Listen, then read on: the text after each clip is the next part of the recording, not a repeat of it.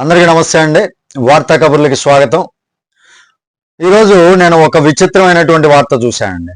ఏంటంటే సాధారణంగా వైసీపీలో ఉన్నటువంటి వారికి నిజాలు మాట్లాడటం అనేది చాలా కష్టం అనమాట. నిజాలు మాట్లాడలేరు. ఎదుటి వాళ్ళని తిట్టడం కావచ్చు, లేదా ఎదుటి వాళ్ళని అవమానకరంగా మాట్లాడటం కావచ్చు, అబద్ధాలు ఆడటం కావచ్చు. వీటిల్లో వైసీపీ పార్టీ వాళ్ళు చాలా నిష్ణాతులు అని చెప్పవచ్చు అండి. గత కొంతకాలంగా అంటే గత 5 సంవత్సరాల్లో మనం చూసాం వాళ్ళు చేసేటటువంటి ప్రచారాలు కావచ్చు. వాళ్ళు పార్టీ పెట్టినప్పటి నుంచి కూడా ఇలాంటి వ్యవహారాలే మనం విన్నాం. కానీ వినూత్నంగా అండి, అనూహ్యంగా ఆ పార్టీలో ముఖ్యమైనటువంటి వ్యక్తే జగన్మోహన్ రెడ్డి గారికి నమ్మకమైనటువంటి అనుచరుడే ఆయనేనండి, మన అంబటి రాంబాబు గారు. తిరుపతి వెళ్ళారండి. తిరుపతి వెళ్ళి అక్కడ భోజనం చేశారంట. భోజనం చేసేసి ఆ కార్యక్రమాలు అంటే అక్కడ అన్నదాన సత్రం కావచ్చు, ఇవన్నీ కూడా తిరిగేసి వచ్చారు. పాపం వస్తూ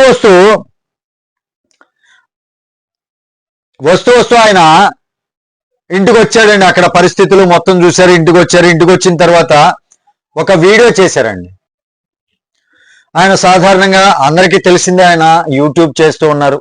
ఆయనకు ఉన్నటువంటి సంపాదన సరిపోక యూట్యూబ్ మీద కూడా పడ్డారు. అంటే ఒక ఛానల్ ద్వారా ఆయన చెప్పాలనుకున్నది చెప్తూ ఉన్నారనమాట ఈ మధ్య రెగ్యులర్గా. ఈ వీడియో చూసిన తర్వాత ఒకవేళ జగన్మోహన్ రెడ్డి గారు ఏమైనా అన్నారేమో తెలియదు, కానీ వాస్తవానికి చూడండి ఆయన ఏం మాట్లాడారో. తిరుపతి అన్నదాన సత్రంలో భోంచేశారు. భోంచేసిన తర్వాత ఆయన చేసినటువంటి వీడియో అనమాట.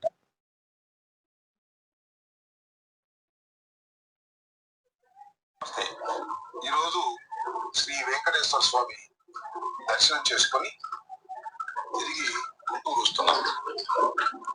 బంధువులు మిత్రులతో కలిసి ఉదయాన్నే తిరుమల వెళ్ళి వెంకటేశ్వర స్వామి దర్శనాన్ని చేసుకున్న తరువాత అన్నప్రసాదశాలకు వెళ్ళి అక్కడ భోజనం చేయాలని అనిపించింది. ఆ తర్వాత సుమారుగా 1 గంట ప్రాంతంలో అందరం కలిసి అన్నప్రసాదశాలకు వెళ్ళాం. అక్కడే భోజనం కూడా చేశాం. అంటే భోజనం అనడం కంటే అది భగవంతుని ప్రసాదం. చాలా అద్భుతమైన భోజనం, అది చాలా రుచికరమైనటువంటి భోజనం. ఆ భోజనశాల ఎంతో నీట్ గా మెయింటైన్ చేస్తున్నారు. హైజీనిక్ గా ఉంది. భోజనం కూడా చాలా రుచికరంగా ఉన్నటువంటి భోజనం. తిని చాలా తృప్తి పడ్డామని ఈ సందర్భంగా చెప్పదలుచుకుంటాను. ఇక్కడ ఒక పాయింట్ వినండి.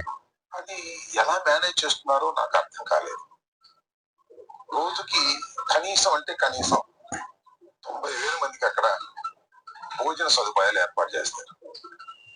సరే, ఇంకా కొన్ని సందర్భాల్లో, ప్రత్యేకమైన సందర్భాల్లో, బ్రహ్మోత్సవాలు ఇంకా రష్ గా ఉన్న సందర్భాల్లో 1,30,000 నుంచి 1,40,000 వరకు కూడా భక్తులు భోజనం చేసేటటువంటి అవకాశం అక్కడ ఉంటుంది. చాలా సందర్భాల్లో అలా భోజనం కూడా చేస్తున్నారు. రుచికరంగా భోజనం పెట్టడమే కాకుండా చాలా శుభ్రమైనటువంటి భోజనాన్ని పెడుతున్నారు. దీనికి దేశవ్యాప్తంగా అంటే ప్రపంచవ్యాప్తంగా ఉన్నటువంటి వెంకటేశ్వర స్వామి భక్తులు చందాల రూపంలో ట్రస్ట్కి ఇస్తున్నారు. నాకు తెలిసిన సమాచారం ప్రకారం 2,700 కోట్ల రూపాయలు ఇవాళ అక్కడ అక్యూములేట్ అయ్యింది. దాని వడ్డీతోనే వీళ్ళందరికీ కూడా భోజనాలు పెట్టేటటువంటి పరిస్థితి అక్కడ ఉన్నది అని తెలిసి నేను చాలా ఆశ్చర్యపోయాను. ఇది 1985 నుంచి కూడా ఇప్పటి వరకు కూడా ఎక్కడ ఏ రకమైన ఇబ్బంది లేకోకుండా తృప్తికరమైనటువంటి భోజనాన్ని వెంకటేశ్వర స్వామి యొక్క ఆశీస్సులతో జరుగుతుందంటే ఇది చాలా గొప్ప విషయంగా నేను భావిస్తున్నాను. ప్రపంచంలో చాలా అరుదుగా మాత్రమే ఇలాంటి గొప్ప విషయాలు జరుగుతాయి. అది వెంకటేశ్వర స్వామి మహత్యం వల్లనండి, ఆయన ఆశీస్సుల వల్లనండి ఇలా జరుగుతాం.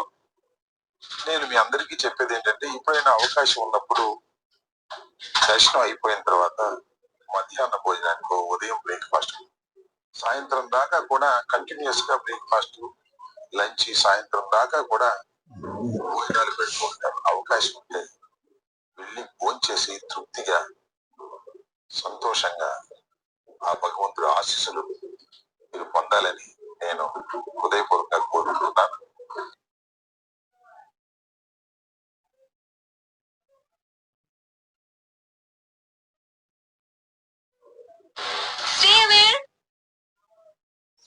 ఇక్కడ ఇందులో ఆయన చెప్పినటువంటి మాట ఒకటి చాలా ఆశ్చర్యాన్ని కలిగించిందండి. ఓకే, ఇది ఇలా అక్యూములేట్ అవుతుంది అయింది 2700 కోట్లు, దాని నుంచి వచ్చేటటువంటి వడ్డీతోటి ఇలా పెడుతున్నారు. చాలా చక్కగా హైజీనిక్ గా పెట్టారు, అంటే చాలా శుభ్రతగా పరిశుభ్రతగా గతంలో కంటే బాగుంది అన్నారండి. ఆ న్యూస్ చూడండి, గతంలో కంటే బాగుంది అంటే అర్థం ఏంటి? మా వైసీపీ ప్రభుత్వంలో ఓకే, డబ్బు అయితే ఎవరికైనా సరే ప్రపంచ దేశాల నుంచి ఉన్నటువంటి భక్తులు ఎవరైతే ఉన్నారో ఆ భక్తులు ఇచ్చేటటువంటి విరాళాల ద్వారా వచ్చేటటువంటి అక్యూములేట్ అయ్యేటటువంటి దాన్ని మెయింటైన్ చేస్తూ పర్ఫెక్ట్ వేలో ఇవ్వాలి. గతంలో కంటే ఇప్పుడు బాగుంది. ఆ నెయ్యి కావచ్చు, ఆ క్వాలిటీ కావచ్చు, హైజీనిక్ గా మెయింటైన్ చేసేటటువంటి తీరు కావచ్చు, ఇవన్నీ చాలా చక్కగా ఉంది అని చెప్పారండి. అంటే గతంలో ఇదే మెయింటెనెన్స్ కదా, అంటే గతంలో ఉన్నటువంటి మెయింటెనెన్స్ అని చెప్పలేం, కానీ గతంలో కూడా ఇంత డబ్బు ఉంటుంది కదా, తిరుపతిలో గతంలో కూడా ఇంతే డబ్బు వస్తుంది. మరి ఆ డబ్బును ఉపయోగించుకుని ఇంత హైజీనిక్ గా ఎందుకు పెట్టలేకపోయారు అంటే, గత ప్రభుత్వంలో దానిలో కూడా అంటే తిరుపతి నుంచి కూడా వచ్చేటటువంటి ఆదాయాన్ని కూడా గండి కొట్టి దోచుకోవాలని చూశారండి. అది ఇండైరెక్ట్ గా చెప్పినట్టే ఈయన. గతంలో కంటే బాగుంది, చాలా హైజీనిక్ గా మెయింటైన్ చేస్తున్నారు, చాలా శుచిగా శుభ్రతగా ఉంది. బంధుమిత్రులతో వెళ్ళాను, నేను దర్శనం చేసుకున్న తర్వాత అన్నప్రసాదం తిన్నాను, మీరు కూడా ఖచ్చితంగా తినండి అని చెప్తున్నారు. గతంలో కంటే బాగుంది, ఇదొక్క పాయింట్ అండి. మరి ఈ పాయింట్ జగన్మోహన్ రెడ్డి గారికి షాక్ అనే చెప్పాలి వాస్తవానికి. ఎందుకంటే నేను అనుకున్నటువంటి వ్యక్తి విమర్శించడానికి తప్ప దేనికి కూడా ఇప్పటి వరకు ఉపయోగించుకోలేదు. బట్ ఈయన నిజాలు కూడా చెప్పగలరా, నిజాలు చెప్తే నా పొరుగు ఎలా పోతుందా అని చెప్పి భయపడుతున్నాడేమో. నాకు తెలిసి సీక్రెట్ గా ఉన్న తిట్టుంటాడు నాకు తెలిసి. ఏమయ్యా స్వామి, బుద్ధి ఉందా లేదా, ఎందుకు ఇలా మాట్లాడావు, అనవసరంగా మన పార్టీ పొరుగు తీస్తున్నావు అని ఏదన్నా అన్నాడేమోనండి, తెలీదు. అదైతే అంతర్గతంగా జరిగేవి, బట్ నాకు అనిపించింది కామెడీగా చెప్తున్నా అంతే. చూడండి, ఇక్కడ ఇంకొక విషయం కూడా మనం గుర్తించాలండి. ఒక్క విషయం క్లారిటీ ఇచ్చి క్లోజ్ చేద్దాం. ఇక్కడ ఇంకొక విషయం కూడా గుర్తించాలి. జనాల్లో ఓకే, టీడీపీ మీద ఒక మంచి అభిప్రాయం కలుగుతుంది అని జగన్మోహన్ రెడ్డి గారు అనుకోవచ్చు, కానీ ఇంకొక పాజిటివ్ వైసీపీకి కూడా ఉందండి. ఎలాగంటే ఎప్పుడు అబద్ధాలు చెప్తూ పక్క వాళ్ళని తిట్టేటటువంటి నాయకులు ఈ పార్టీలో ఉన్నారు, వాళ్ళల్లో ఒకంత మార్పు వచ్చింది, అందుకే నిజాలు మాట్లాడటం నేర్చుకుంటున్నారు అని మాత్రం కొంత పాజిటివ్ వచ్చేటటువంటి అవకాశం ఉంది. అవునా కాదా కింద కామెంట్ సెక్షన్లో తెలియజేయండి. Thank you. జై హింద్.